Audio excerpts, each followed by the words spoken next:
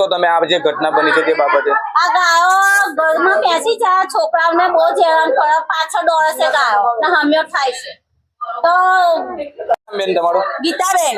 ગીતાબેન, શું ઘટના બની હતી ને કયું ફળ્યું છે આ મચ્છી માર્કેટ ફળ્યું, મચ્છી માર્કેટ ફળ્યું. અહીં માતાજીનું કરવાના આવેલા હતા, અમે કરવાના જ છે અત્યારે સાંજે.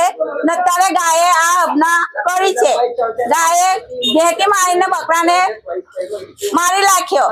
હવે અમારી માતાજીને અમે હવે શું કરીએ બોલો? હવે એ ગાયે કર્યું છે. હવે અમે કોને કહેવા જઈએ? પોલીસ સ્ટેશન જઈએ કે નગરપાલિકા વાળાને કહેવા જઈએ કે ગાય વાળાને કહેવા જઈએ? હવે અમે શા માટે હવે કરીએ બધું બોલો? અત્યારે અમારા માતાજીનું કરવાનું છે, અત્યારે અમને કોણ આપશે? એટલે અમે શું કરવા આ કરવાનું છે આનું? હવે અમારે અમને કોણ સાથ હાલે? ગરીબ ગાય જેવા અમારી મમ્મી છે, એમને ઉછી ઉધારનું વ્યાજુ રૂપિયા કરીને આ કર્યું છે. માતાજીનું કરવા તૈયાર થયા છે અમે, ને અત્યારે માતાજીનો જ પકડો છે. અત્યારે ગાયે આવું કર્યું છે. અહીંયા મને કે ઘરમાં હોય અમને હોશે તારે ને જાય ને અંદર છોકરા ઉઠેલા બેઠેલા હોય તો હોશે નીરી જાય ગાયો. અખાયા તો હમ્યા થાય અમારી બોલે